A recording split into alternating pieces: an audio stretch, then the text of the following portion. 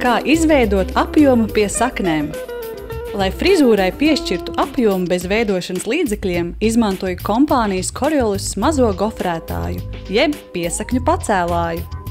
Ievērojiet, tam ir neliels, maigs vilnis, kas atšķirībā no citiem gofrētājiem ar asiem zobiņiem veido nemanāmāku gofrējumu un ir saudzīgāks matiem.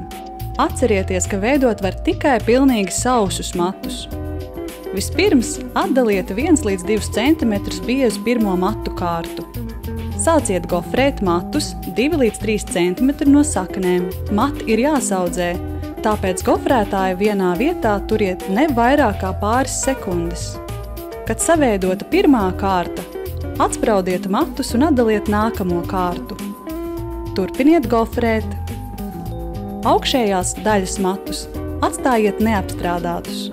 Tie noseks apakšējās kārtas iegofrētos matus un nomaskēs gofrējumu.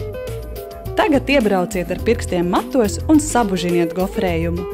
Tas matiem pie saknēm piešķirs papildus apjomu. Īso matu īpašnieces šādi var piešķirt frizūrai apjomu, nezaudējot garumu. Zvaniet un saņemsiet konsultācijas par matu kopšanu un veidošanu.